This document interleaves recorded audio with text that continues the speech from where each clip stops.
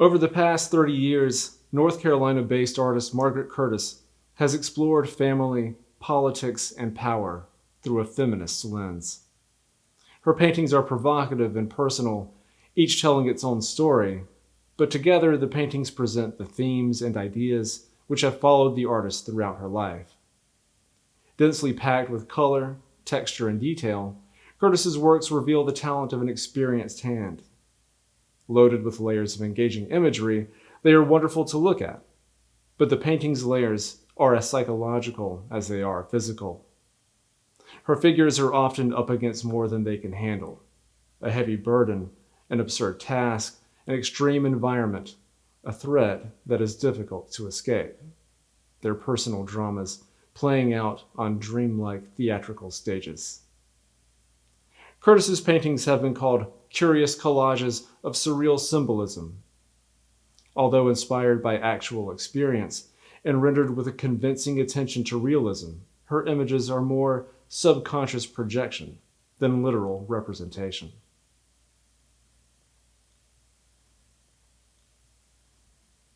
In this painting, a barefooted mother carries her newborn along a blockaded path through an unwelcoming terrain where the plants, trees, and even clouds have been replaced by flat, artificial plywood props. Like the world that surrounds her, the mother is portrayed as stiff and wooden, slightly incomplete, nevertheless compelled upon a hard journey.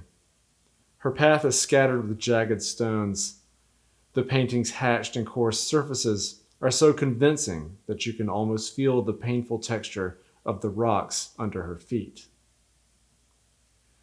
Curtis has compared her art making to a geological process of layering and erosion, where the fractured and built surface of a painting presents a record of time, like the layers of a canyon wall.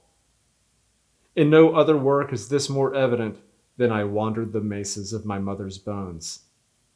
The painting is a solemn meditation on creation, motherhood, and the interplay of birth, life, and death.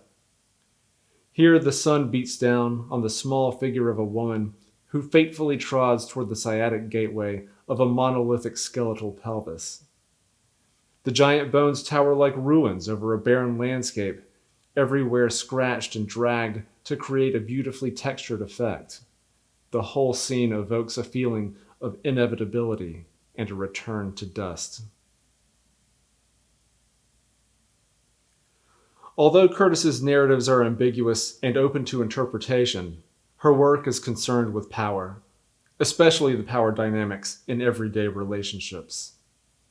In contrast to the warm temperatures and maternal themes of the previous paintings, here we see an aggressive, overbearing father figure, depicted as a giant ice sculpture having a literal meltdown as his wife and children struggle to keep him intact, his frozen body reflecting and distorting the things around him. In paintings like the ice sculpture on loan to the exhibition from the Asheville Art Museum, Curtis invites a comparison between the effects of narcissism on the family structure to the operation of patriarchal power structures within society at large. With this interpretation, the family may also represent humanity itself, and the melting ice perhaps an allusion to global warming. Less subtle, however, is this painting, titled literally Blazing World. Fire is a recurring motif in Curtis's work, used here without heavy metaphor to refer to the man-made threat posed by rising global temperatures. Curtis has used every trick to turn paint into fire, embers, ash, and smoke. The intensity of the subject is paralleled by the chaotic energy of the composition and amplified by the painting's size. The longer you look, the hotter it gets. Fire appears again in Portrait of My Anxiety. Here the subject frantically knits a tangled mass of yarn which consumes her entire body. Her nervous expression focused inward as the world outside her window burns out of control. Is her anxiety self-made, external, or both? A moment of personal crisis or a larger existential threat? As with the fire and blazing world, Curtis once again uses a mastery of techniques to create a highly textured and complex surface, which helps carry the painting's message. In seeming contrast to anxiety, the healer's wife presents a moment of actual rest.